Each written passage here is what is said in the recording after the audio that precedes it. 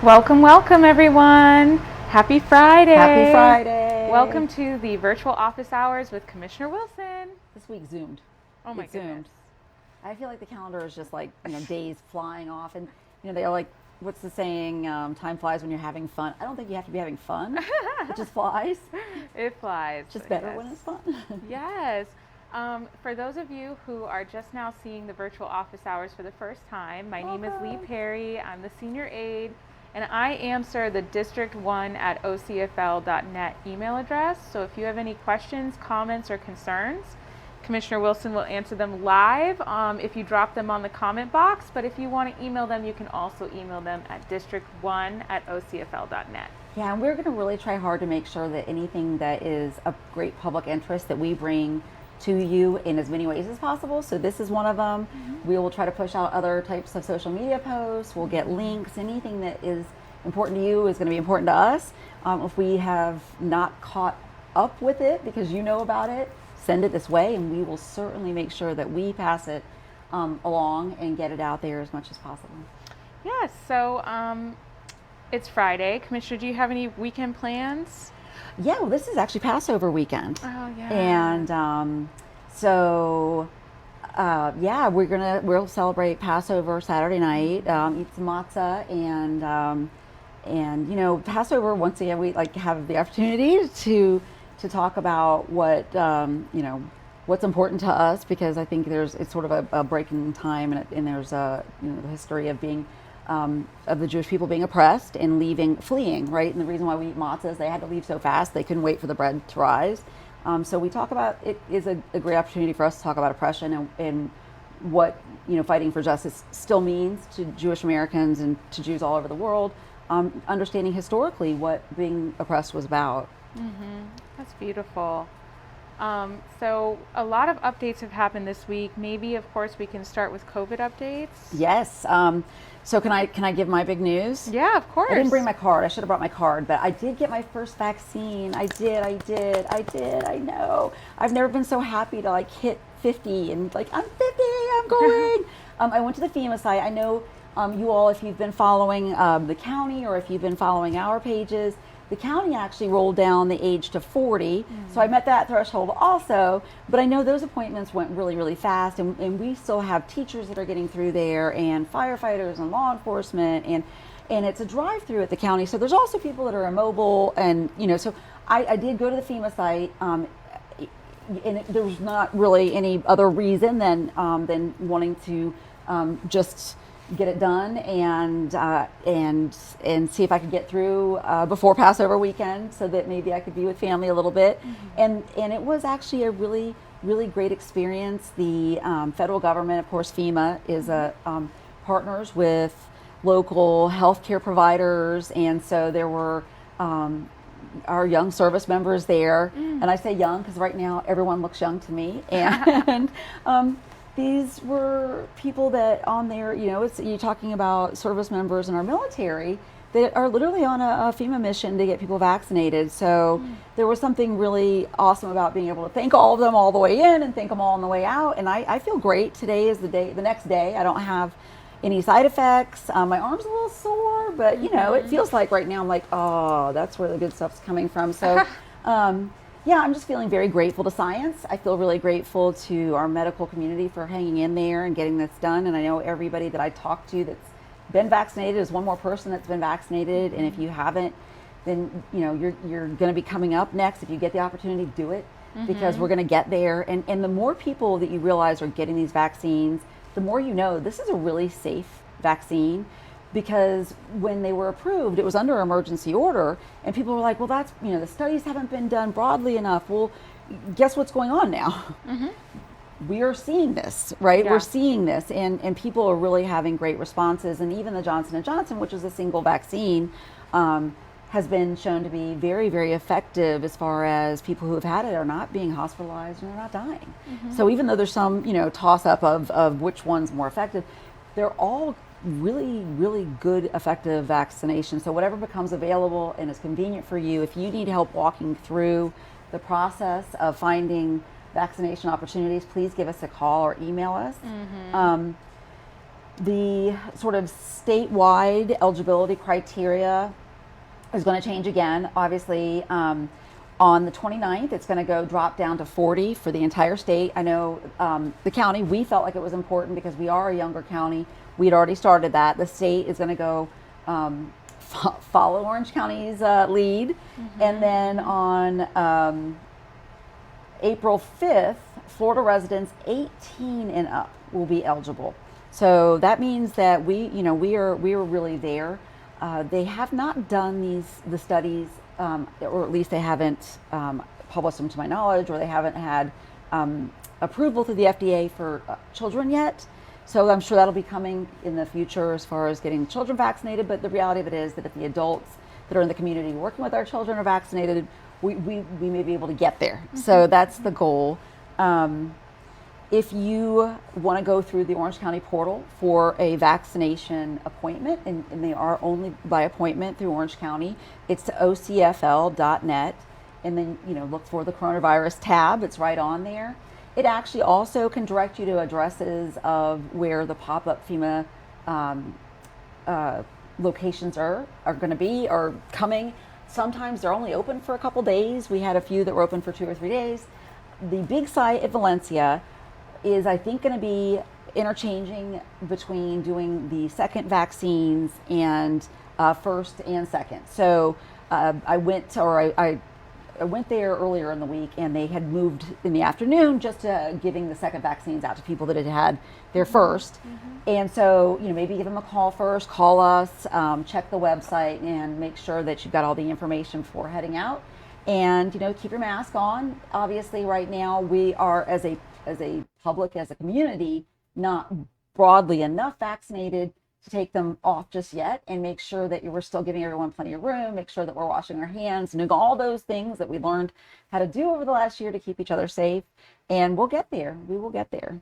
I'm so excited. What do you have to say for someone who is hesitant to get the vaccine? Yeah, I understand. I do understand. I think it's, it's intimidating, and I think it's a leap of faith. But I think also that understand if you spend a few minutes researching the data, you might feel better, and look, but don't look for YouTube videos, because that's not a data source. Look for studies from major universities, from scientific, publications, National Institutes of Health.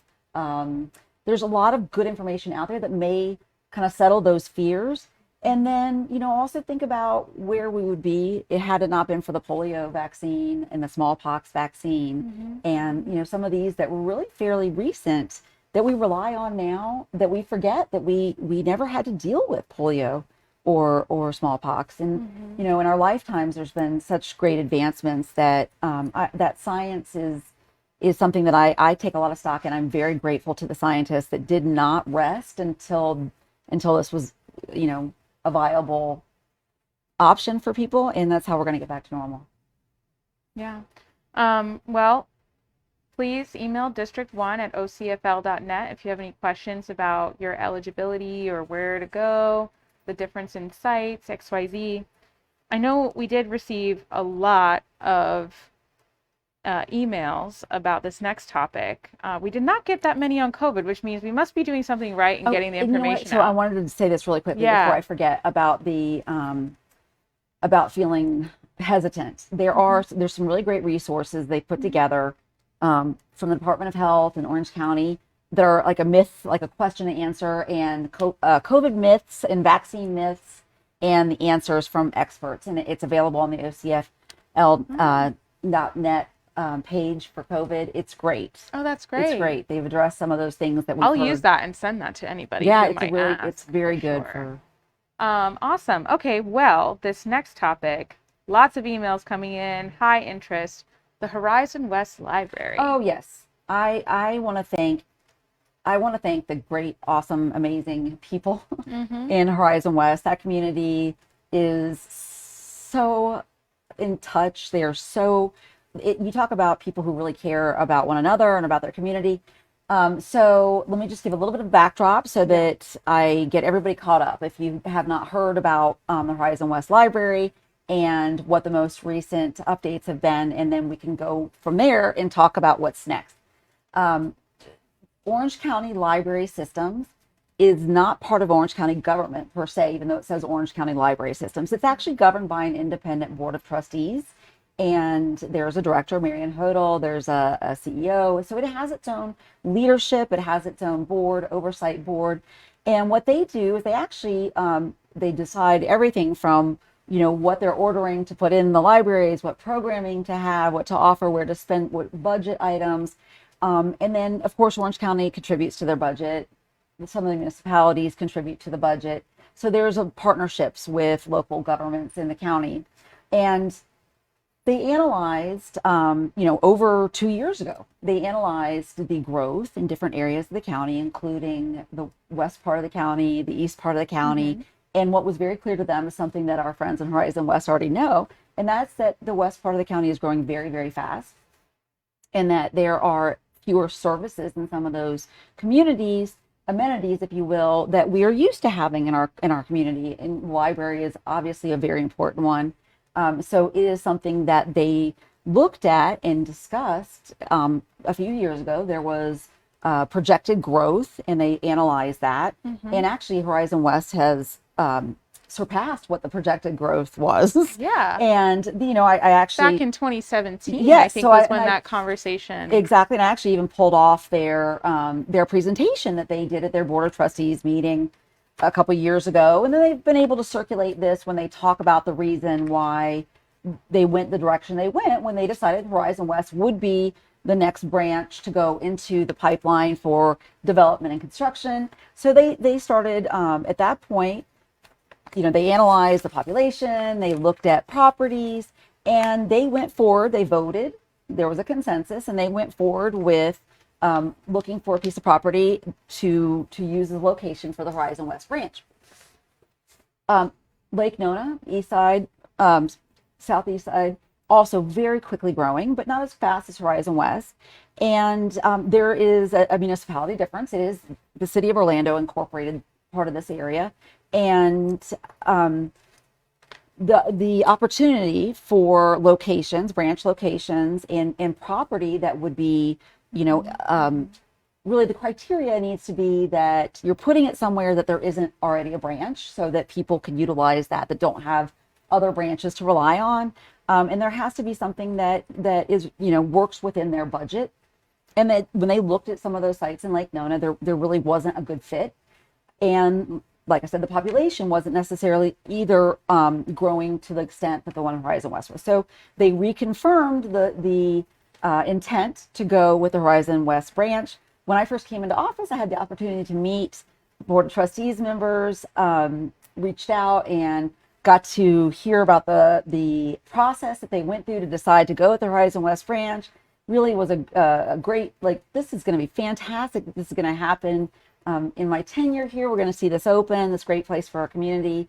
And somehow or another, this people in the city of Orlando, the commissioner for the city of Orlando that is the counterpart of me for Orlando in that area, in Lake Nona, heard of the progression of the Horizon West branch and decided to try to come in front of the board again and discuss with the board moving the Lake Nona site up in the order of building. Well, it's not that simple, because once again, they had already really identified a piece of property that they were going to go forward using in Horizon West, and the piece of property that they are going forward and using, in a weird twist of fate, is co-owned by Orange County and the city of Orlando. So in order for that land transaction to take place, for the sale to take place to the Orange County Library Board and to allow them to go ahead and build the branch, the city and the county had to approve it. It had to be approved by both of those ownership entities. And I heard through the Board of Trustees and the director of the library system that the city of Orlando told them in no certain terms that they were not going to go forward with the sale of the approval of their portion of that property in West Orange County, because they wanted the Lake Nona site to become the priority in the next branch. Well, I think one other detail to add is that in order for a library to be built, they have to build one at a time. And Yes. so a Yes. 4 or 5 year timeline in Horizon West would then push a Lake Nona timeline into the 8 or 9 year timeline, which I think is probably a point of concern for the very vocal. Understandable. And understandable. I listen, I really think that the underlying problem is that this turned into an us them, and it shouldn't be. Yeah. I mean, We just want to any read. any growing community should be able to get all the infrastructure and services that taxpayers pay into, right? If Yes. you pay into a fee for something, or a millage on your home, your property tax, then getting that service shouldn't be this kind of a struggle and fight. And that is something that I'm taking up in as many different avenues as I can. And Yeah. we'll talk about the impact fees later. But in this particular set of circumstances, with the budgeting structure that's in place now for Orange County Library System, they just can't do it. It has to be one and then the next. They have to be consecutive. They can't be concurrent projects. They can't go on at the same time. And that is really frustrating. And I understand that. I think it is a shame that this ended up being as controversial as it seems to have ended up being, when the decision was made to go in the order that they were going in based on the available and affordable property, the population need, the distance to the next closest branch, all of the reasoning for the way that the Board of Trustees determined where this branch was going to go. They were sound. This wasn't an impulsive decision. This wasn't because somebody in Horizon West was pulling strings or had some kind of undue influence. They really had a great factual basis for all the decision making. Where we are right now is that in order for the order of the branches to be changed from Horizon West going first, the Board of Trustees would have to vote to rescind their previous vote. April 8th is the next meeting. At 6 o'clock. At 6 o'clock, they will take public comment. I so appreciate everybody that's reached out to us. We are passing along every message we get, but you absolutely can go to the Orange County Library System, OCLS Board of Trustees. Just Google that, put it right in your search bar, and it pops up. It pops up their meeting times, days, former agendas, and contact. And feel free to reach out to them. You can reach out to the mayor. You can reach out to the city of Orlando. I really believe that dialogue with the community is what keeps us on the right path and keeps us making good decisions. The part about this whole process that's really frustrated me was that the Board of Trustees and the library system made this decision and started this process in a very transparent, very open way, and included Horizon West, residents if they wanted to come speak, and Lake Nona residents if they wanted to come speak. This was all done in a very transparent way. There were votes and revotes, and yet there are sort of behind the scenes manipulations with the land use with the city of Orlando and their investment or their piece of property or their property right, and manipulating that to try to unravel those decisions. And that's the part that I find the most frustrating at this point, because if an oversight, it's really disheartening. If an oversight board makes a decision for good reasons and it's disagreeable to you, I understand that frustration also. We've all been in a situation where you feel like something isn't fair, and I understand that, but it should be, because it is paid for by your tax dollars. It should be part of a public process, and that to me is a problem. And I really feel like on April 8th at 6 o'clock, when you have an opportunity to give public comment, all you really have to say is thank you, Board of Trustees, for voting on this based on facts and data that Horizon West grew really fast and has a really great need, and that you saw that need, and we appreciate that the library is going to be there, because that's the reality of it. And anything less than that is kind of twisting it a little bit. Yeah, 100%. If you have any questions or comments, district1@ocfl.net. I would like to say thank you to Leah and Cynthia Daly for, reaching out and sharing this information. next up, Vision 2050. Yeah, Vision 2050. So Lots of updates there. Speaking of growth, right? Yeah, so the second round of public interaction, public meetings are happening for Vision 2050. Once we've talked about this a few times, so I apologize if you're like, they're talking about it again. It's so important, though. It's so important. I'm going to keep talking about it. This is our comprehensive plan. This talks about the way that we are, growing in the future. It's very funny because on social media, someone put, I had posted about Vision 2050 and they were like, 2050, I can't even think about 2022. And I'm like, I totally understand. But we're talking about 2022 and 2023 and 2024 and 2025. And they were 30 years ago when they were doing the comprehensive plan for now. Exactly. And understanding how much of the growing pains and the decisions that we are like, what were they thinking? Go into our daily conversations with people. I'm going to continue to ask you to get involved and to participate in this process. They did switch to a Zoom platform, which was such a relief because the WebEx platform is very burdensome. I know I'm saying this, and the county uses WebEx for everything. I understand there's some security reasons why the county does that. I really appreciate they heard our concerns, my concerns, that we weren't getting the participation that we need to get because it's very burdensome. And it did seem to me that the people who participated in the meetings this week asked some very on point and relevant questions about the way decisions were made for zoning and for density and for land use, and why were they made that way, and why is it being identified this way. I would really encourage you to go back and look at the presentation. If you look up Orange County Vision 2050 on the internet, the very first round of presentations is there. This second round is there. It is a different structure. I think they tried to use a consulting firm to make it more understandable for those of us who aren't in planning. I'm not a civil engineer. I'm not in planning.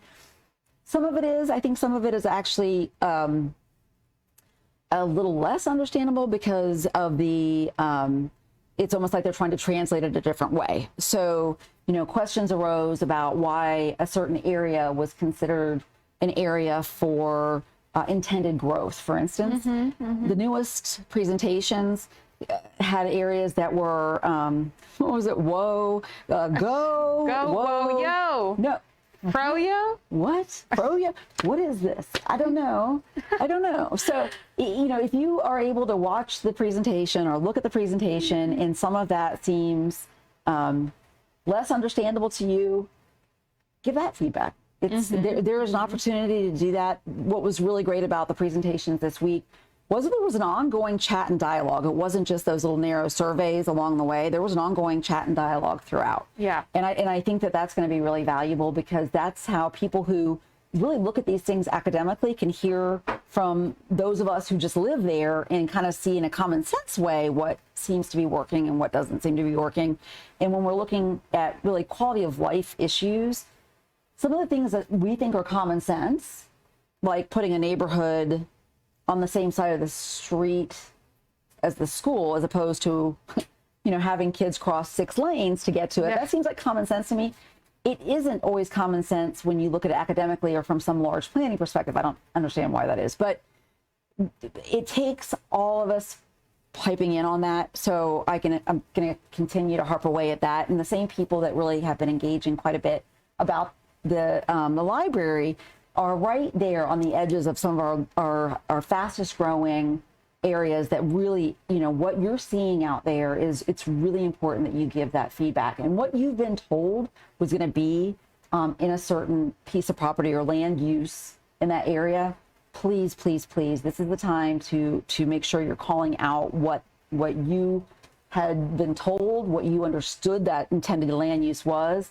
I'm speaking to my Avalon Rural District people, my Gotha Rural District people. You all are seeing what the last comprehensive plan did to box in your rural community. And so, if we have any chance at all to make sure that those, what I feel like were mistakes corrected the next go around, we've got to do it. Yep, 100%. Alrighty. Well, you had the BCC this past week. I'm sure that was fun. One of the things that was talked about was the puppy mill / retail pet store ban. Yeah. I'm very interested in hearing your thoughts on that, because we did bring it up back when we met the Humane Society and kind of what your thoughts were, but there has been some data presented. Yeah, it's very compelling. And I want to say this about the people who reached out during this time. So many people. So many people. And it makes you realize how many people care. People really have, there's so much caring for the voiceless. And I so appreciate that, because, even though I'm already there and I already really agree with you, it gives us a chance to say, look, I got over 160 emails about this issue. The people that explained that the puppy mill abuses are as rampant for rabbits. I learned that this week because of you. And so all the data, all the information, even your thoughts, feelings, opinions, and experiences, hearing from vets about taking care of some of these puppies that came from puppy mills, there was so much compelling evidence. And like I said, a lot of it I had bits and pieces of, but to really see the outpouring of concern is helpful, and understanding that you're also sharing that with people on the board that may not be where I am, or have had some of the research in front of me that I've had. So it's very helpful across the board.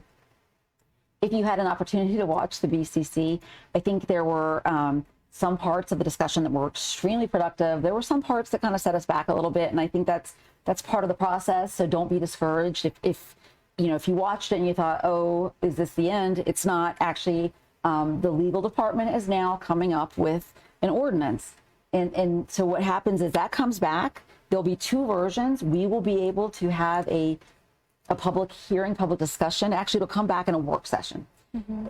When that work session hits the agenda, we will get it out to you. You will be able to take a look at it, because it'll be an attachment of the agenda. We will make sure to distribute it wide and far. And what they're doing is really looking at some of the ordinances that have worked in other municipalities or in other counties. And I'll do a quick overview of sort of the things that were issues or concerns. So the intent of this retail pet ban is not to take away anyone's retail store or to shut down good breeders. What the intent is to actually not be the distribution point for a puppy mill that is somewhere out there not being policed. So all over, areas of the country that are where there aren't as strong of animal cruelty laws, and where the USDA, where there's not great oversight, there's an industry, a very illegal, very abusive animal cruelty industry of shipping out puppies in these puppy mills. It's inhumane, and ultimately it's also a health hazard, because the viruses, the sicknesses that some of these puppies are exposed to are communicable to your other pets in your household, or even to humans. Sounds like it could start a pandemic or something. We actually believe that maybe the pandemic came from a wet market. So yes, there's no doubt that the health concern is a component to this. And so when you start looking at what has worked in communities to try to not be the distributor for this underground, illegal, inhumane market, it's making sure you're taking that distribution pipeline offline. And so once you remove the retail outlet from the puppy mill pipeline, then that supply and demand structure changes. You stop offering the demand, and so you with the intent that then that's not a great business model, and that criminal enterprise will move on, and they'll shove them out of business. Now, for anyone who knows, what goes on in those puppy mills, that a lot of times they will just get up and move somewhere else. So a lot of the conversation was like, well, what good is this if they just go to the next community? Well, I think that you can have that conversation about anything that we try really hard to protect people from. We don't just legalize using dirty needles and heroin because we're like, they're just going to find them somewhere. We still try to say, look, let's find a safe way forward. Let's try not to be the endpoint distributor for this. So, criminal enterprises, if we can't control that, the manufacturing side or the supply side in the case of puppy mills, we may be able to do something about the demand. And that's really the goal. We learned some really alarming statistics when we got all this information together. And there is a lot of good data that having this type of retail intervention can really save consumers there thousands of dollars in the purchase and then healthcare costs of purchasing a sick animal, and then also their own healthcare. So that's the other part of this, is a consumer protection initiative. So if you have any questions about it, I know that is sort of just hitting a few of the points. We didn't want to put an ordinance in place that provided a loophole that happened in some of the other areas that tried to legislate for this retail puppy sales. I think it was actually a state that put what was called a adoption ban in place, or actually not adoption ban. So you could have a retail outlet that sold puppies as long as they were from an adoption source. But what happened was a lot of the kind of retail or puppy mill businesses just filed for nonprofit status in order to be able to continue doing what they were doing. And so what it did was it really actually became even more destructive, because it undermined not just the ordinance that was put in place to try to prevent the puppy mills from being able to push out sick puppies from a puppy mill, but it also undermined the good work of real adoption and pet rescues. So we try really hard to be clear that that's not what we want to write into the law, that, putting that kind of a loophole in would be dangerous. I just find it so odd because, I'm looking at the process right now of adopting from a rescue in a shelter, and there's all these questions of liability, and they do so much to vet the animal. It really sounds like... And vet you. And vet me, and vet my home, Yeah. and, ask so many personal questions about my work schedule and who comes over, But then there's this other public health issue that I feel like, well, why isn't the question of liability coming in when they're dealing with dogs that are so loaded with antibiotics that it could cause issues for children? Well, it's a really good point, and I think what you are referencing is that the county has not. So there have been some reported cases to our animal control division about those type of issues. But even more interesting, something that you should know and maybe pass along if you were talking to people out there, is that the state of Florida, the Attorney General's office has a pending case against a retail puppy store here in Orange County. And it was really one of the things that sounded the alarm for us as commissioners in realizing that if the state is investigating some of this conduct, what can we do, in making sure that we're not facilitating this criminal enterprise and putting people at risk? And it was, it's within the, I believe within the fraud division that they are looking at it. So, that's so there's more than just the animal cruelty angle. There's really consumer fraud angle. And so, understanding that we can come at it from two different sides, and taking care of the people of Orange County and making sure that we're protecting animals wherever we can. And I want to be really clear, this doesn't include, good, reputable breeders, because they don't want puppy mill dogs out there.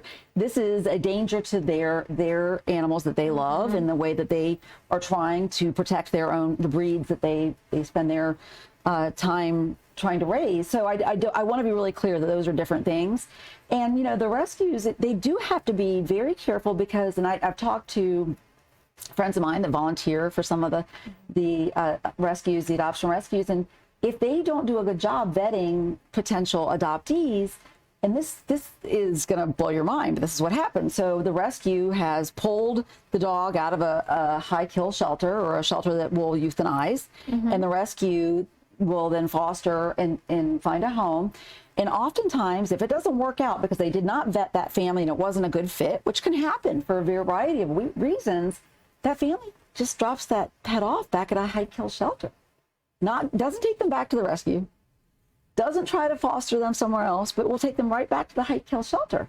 And so, I have friends that are that work at a rescue that say that, they find the same dog back there like 6 times. Oh my God. And so it's really important that when they talk to a family that's considering adopting, that they understand that this isn't just, you know, a cute little gift to put under the Christmas tree, that this is a commitment, a lifetime commitment for that animal's lifetime. Now, the most horrible thing I think in the world is that we outlive our pets, you know, because dogs don't have our lifespan. But, you know, we owe them that love and that commitment for that period of time. Well, not to bring this subject there, but I have to. You taught me so much about how we look at animals as property. Yes. And how this conversation, when you're talking about how we owe them, we really owe a lot to our natural ecosystems and the animals that are trying to live around us and survive around human activity. But most of all, factory farming is almost that extra bit of that conversation that kind of slows down and stops the progress of us being able to really go after puppy mills directly. Well, yeah, because it's USDA. Yeah, it's to the same federal agency that is supposed to, you know, be the oversight for factory farming is what is supposed to be the oversight for these puppy farms, puppy mills. And so, you know, the enforcement, the level of enforcement it's not there. You know, I think there was like several thousand cases that were reported in a handful of inspectors. And so there's absolutely no way to catch and enforce based on that structure, which means that, you know, we're not doing it right on that end. And we have to be more aware and cognizant of what we may be able to do here, understanding that you know, our job as in county government is we work for the people of Orange County, the health, safety, and welfare. You know, that is what the Florida Constitution says. And so my oath to uphold the Florida Constitution, the Constitution of the United States, and to work for the health, safety, and welfare of the citizens of Orange County, I put in that same element of, you know, making sure that we aren't, you know, allowing to come in here, you know, the cruel treatment of animals and in animals that can bring sickness into homes here, and that where people, you know, the problem is also this really sad situation is that people who purchase these sick puppies are heartbroken. They've put out all of this money, and at the end there's nothing they can do because it's still legal. Yeah.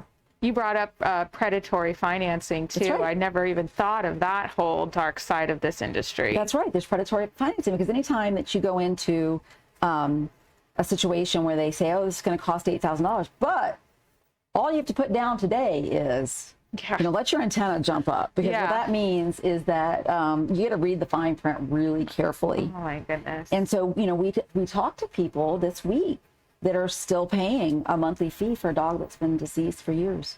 Oh my God. And, you know, and because they don't want their credit ruined, and they couldn't prove there was a crime. And so, you know, they're just, to me, that is, you know, we made victim out of the pet, we made a victim out of the family. Oh my goodness. Well, more updates on that about this time next month. Yes. Feel free to continue to send your questions, and we can send you the information that was sent by our partners from ASPCA and Humane Society. Yes, a lot of interesting data all across the country. Yeah. Next thing that you talked about at the BCC were the impact and transportation fees. Yeah. So, okay, this was actually the very last thing we talked about in what was an extraordinarily long BCC meeting. So whenever there's a new building in Florida, there are certain fees that are paid into different funds in order to be able to provide the infrastructure that's needed for that building or for that development. And what we do here in Orange County, and probably in many counties across the state, is that there's a specific fee for transportation. There's a specific fee for education. There's earmarkings within those structures. You can actually, if you're curious about it, you can go to the Orange County website, and it takes you right there, and it gives you a layout. Like for a new single family dwelling, this is what the developer would pay per for all these particular components, if you will, buckets. So we paid, the developer pays in a little bit, or puts in for each home, for schools, for roads, or transportation, I should say, fire and rescue, law enforcement. And there have been, as you well know, increasing demand for housing. The cost of housing has gone up and up and up. Home sales in Orange County were up 18% this year over last. The average, I think it was like the median new home sale in Horizon West was $350,000. So you're talking about a big, big investment. That people come and they this is their lifetime investment, and part of the builder's responsibility, along with the government, is to figure out how to make sure the infrastructure is put in place to take care of that investment and the people that come, right? Because we know it's not just a house, it's a house that has a family, and that family has kids, and those kids have to go to school, and the parents have to drive to work. And so we've got to have red lights, and we've got to have sidewalks, and we've got to have a school. And so all those things are really, really important part of the development process. Was, to me, really alarming. Clearly, the next step was to go ahead and lock in the impact fees that were going to be on track to happen later in the year, the increases that were going to happen later in the year. We needed to do it now so that when that bill was approved or went all the way through, if it does go all the way through, which it looks like it's going to, that we don't have our hands tied. So when the legislative staff member here, who does an amazing job, Kelly Teague, of explaining to us what's coming up on the floor, what's being discussed, how it's going to impact us in local government, Orange County always takes the position of really fighting the preemption. It's getting, I think that's going to be in a continued and more aggressive conversation. You heard this week that the mayor discussed it even about COVID testing and COVID vaccines, that we as a younger county shouldn't have to be told how to distribute the vaccine that we're allotted. That's a preemption issue. So it's very pervasive in all kinds of different ways in your life and things that affect you. And we'll continue to communicate, which of those things are coming across the board in legislation that will affect us here in Orange County very specifically. So on Tuesday, there were some public comments made from the Builders Association that were, that rightfully had concerns about having to absorb costs earlier than they thought they were going to have to as the impact fees go up. And, I wanted to make it very clear then, so if you go back and watch it, and I made it clear the 2 weeks before that the law in Tallahassee that's forcing our hand about these impact fees was actually written and pushed by the Builders Association. So what they did is they're lobbying in Tallahassee to cap the impact fees. And then as the county is trying to figure out how to make sure that we're taking care of our infrastructure and getting what impact fees that have already been voted in, ramped up in time, we had the local Builders Association come and tell us that that's not, that it's going to be a bad for the for housing and bad for affordable housing and bad for the economy. And I and my question to them was please point out to me where having stable impact fees, where they haven't, that's how it was for a very long time, how that benefited us in affordable housing. Please point to me where that affordable and attainable housing is, and maybe I'll change my mind. And it's been crickets, because I don't think you can point to any of that as an effect of having the stable impact fees. There's some argument to be made that it does affect employment, but even that portion of it oftentimes is contract employment. So I don't know, if to me that doesn't even line up. So just know that when you hear that conversation and you hear the discussion, what that was is me making sure as your voice that when you paid for your house, you paid a certain amount of money, they offset that cost to you so that you would have your roads and your sidewalks and you would have your schools and I'm going to make sure that it gets from them to those projects. And that's what that conversation was about. I wonder if you can correct me on this thought, because I just had an epiphany. For those people who are frustrated with the rapid growth, right? It seems as though the rapid growth, since the majority of our budget comes from property taxes, and then we need to expense the ongoing maintenance of all these roads, all these projects, the ever moving, ever growing infrastructural needs of this county, right? When a developer comes in and pays that set impact fee, they're gone. But those people who are living there are using the roads that are going to need to be maintained. They're going to keep and it's almost like the growth is trying to basically provide the needed revenue for that ongoing maintenance that the impact fees right now are not supporting. Is that so true? What you're saying is like we're in a lag. We're in a constant lag. We're in a constant fight to take care of all the ongoing needs. I think you're right, because we also need to be really conscious of keeping our property tax in check, right? We don't push.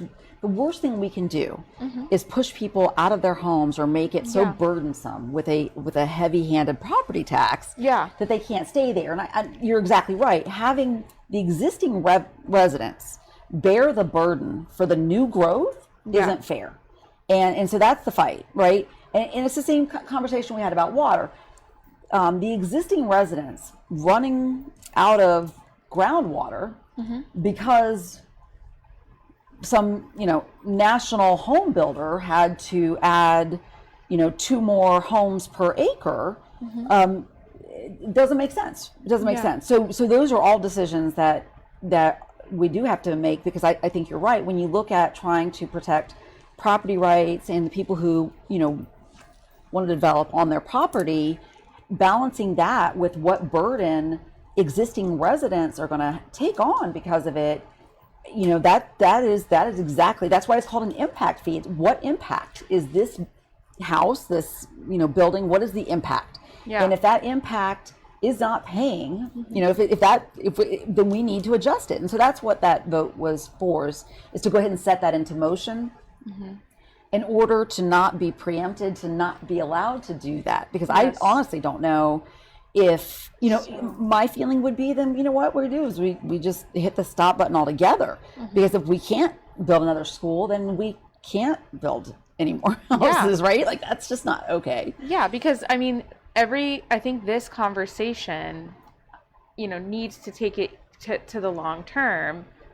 It sounds like at the BCC it kind of stops just looking at the impact fee as a short-term way to fund the infrastructure that's needed for the new growth. But like I said, if we were to stop growing today, we will need an ongoing, incoming, and increasing budget to take care of the roads, because materials get more expensive. Right, well, that's property tax, right? Right. And if we stopped growing, the property taxes we would have to eventually increase them. But what I'm saying is that we could expand for that calculated understanding of what that long-term maintenance actually is, rather than just that initial infrastructure. It sounds like impact fees. Well, no, they do. So that is all. But is it enough? Well, that's my question. I think there's always going to be 2 different camps there, right? Like, there's going to be people like me who will say, unless you're incorporating what it's going to cost to get us a reverse osmosis treatment for water in 10 years, then it's not enough. Yes. If you're not incorporating what it's going to take to actually rebuild a school that hasn't had a new air conditioner, then it's not enough. But there's going to be the other side that says, if this is truly an impact fee that's based on the impact of this building right here, then that part of it isn't so you have that tension. And I think the devil's in the details. There is a lot of information online about how it breaks out, and I do think it's an important thing to know that it is broken out. So really, having the conversation about the school impact fee can be its very own conversation, because we look at these overcrowded schools all across Florida. It is very uncommon to see a Florida public school that doesn't have a row of portables. Yeah. I don't have to be some kind of an expert to say then we're doing it wrong, right? That we have to trigger the new building of a school by overcrowding a school. That is a very backwards way to do it. So I'm going to continue to push for making sure that the existing residents aren't bearing the burden. Yeah. Because I agree with you, it does not look like it's paying for itself. It doesn't seem to be. And I think the other part that was really interesting actually about the Tuesday meeting was that when Horizon West was conceptualized, one of the agreements that was put into place with the private development interests was a MOU where they actually put in for their own infrastructure. So it's like this an agreement for a shared roadways agreement. And so one of the arguments that they made was, well, you can't even bring Horizon West into this conversation because we pay for Horizon West roads as part of our agreement. But when you do the research, the average Horizon West resident travels 27 minutes to get to work, which tells me that they're not just on Horizon West roads. Now, that's not everybody, and hopefully we will end up with more economic centers and hubs of innovative, employment. That's my hope. That's my goal. But until then, we're putting that wear and tear on those roads. We are going to have to look at other options because we can't just ignore that. So shout out to our traffic engineering team because I feel terrible. I send them so much, and I can only imagine what the other districts are sending them, from speed bumps needed to traffic lights being down to, it's an ongoing pit of needs. That was the other part of the meeting, if you tuned in, was me. I felt bad because it was running long, and I was like, I'm sorry, don't kill me. But there was a presentation about a road, and it wasn't in District 1, it's on the east side of town.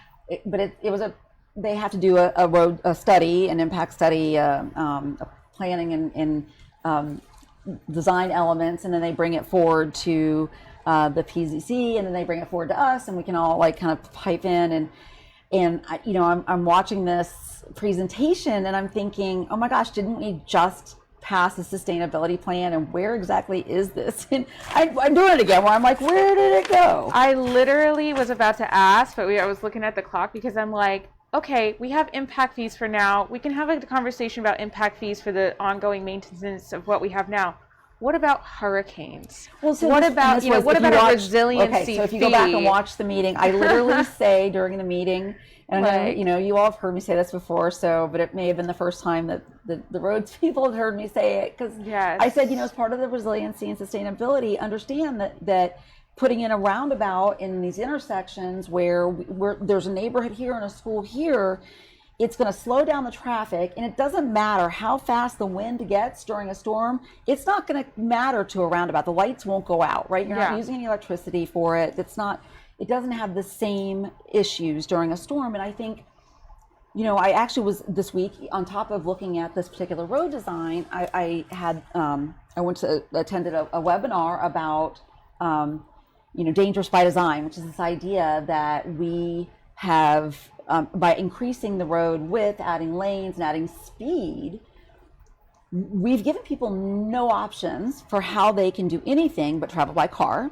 Yeah. And that there are some retrofits to roads that have gotten nothing but faster and wider. And one of them was, there were the roundabouts. The other one was to decrease the lane. So there's a visual that slows people down, because there's an automatic visual when you see 6 lanes across that you're on a highway. You may be right in front of a neighborhood, a ball field, a dog park, but if there's 6 lanes across, it doesn't matter that the speed limit tells you it's 35. People feel like they can go whatever speed they can get to. Yeah. And so, this particular webinar that was actually part of it, there was several different nonprofit organizations that put it on, and then the Department of Transportation, because they're looking at ways to make sure that all over the country we have opportunities to get out of cars and either bike or walk. And so, this particular one that they talked about trying to retrofit these type of roads, and lo and behold, I go to the BCC meeting, and they're doing the exact opposite. They're going to add lanes. It looks like it's going to get faster, and they're like, no, but this is not going to be any faster. We're just adding a lane. I'm like, then it's going to get faster. even if you don't increase the speed, if you add a lane, it's going to get faster. And and you can't put a bike lane in a strip of paint and expect people to feel safe on their bike. You can't ride a bike with nothing separating you from the cars but a strip of paint and those cars going 55, 60 miles per hour and feel safe. And I don't know if you saw this week, I think it was this week or last week, that Mike Chitwood, the sheriff of Volusia County, was hit by a car riding his bike in a bike lane. And you're like, it happens all the time. And I don't want to tell people not to ride bikes. I want them to ride I want to ride my bike. Yeah. But we need to do a better job of separating those bike lanes, making it visible, slowing traffic down in residential areas. There should be a few thoroughfares where you can hit that speed, go at it, have fun. Yeah. But if it's a neighborhood, it's residential, and it's near a school, no time during the day should it be okay to be, 6 lanes across and people hitting top speeds. I mean, yeah, all of that is true. I hope that developers understand that, there are certain burdens that local governments have to think of, especially long-term, a resiliency fund. Yeah. I hate to leave on a sad note. We've already passed time, but I do think that we need to give you an opportunity to say a couple comments on the funeral ceremony that you went to this past week. I do. I'm going to try to do this without losing my voice on it because it makes my throat do that thing. But I want to thank Officer Kevin Valencia, Orlando Police. He lost his life recently after having been shot, actually 2 years ago, during a domestic violence incident where he was trying to protect 4 children. Now his children don't have a father. He has 2 young boys. He has a beautiful wife who is crushed but so strong and was so amazing. And I had the honor of sitting and listening to his loved ones and family members describe somebody who was a true hero. Stories about when he was new on the police force in South Florida that somebody drove into a canal and he didn't even have any backup yet, jumped in to pull somebody from inside the car, and his colleague from down there, another police officer, kind of through tears telling the story at the funeral, said, how could you see where he was? And he's like, I carry goggles in my car for that reason. This is the kind of person, that when the rest of us would run scared the other way, ran in. Yeah. And felt like his job, meant putting his life on the line. And I'm just grateful to him and grateful to his family for all the sacrifice. And my heart is with them. And I feel like sometimes when we think about violence and gun violence and we think about who it's affecting, it's everyone.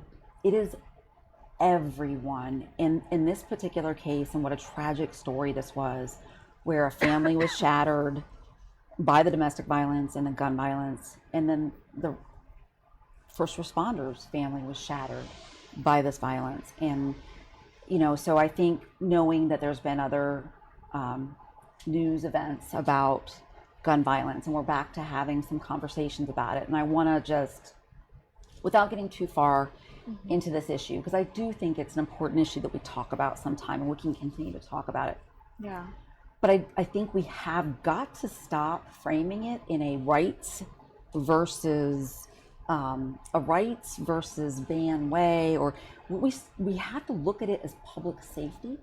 We have to frame it the same way we think about seatbelts and pools around gates around pools for babies. And I have to use my thumb or my face to get into my phone, but anybody can pick up anybody else's gun.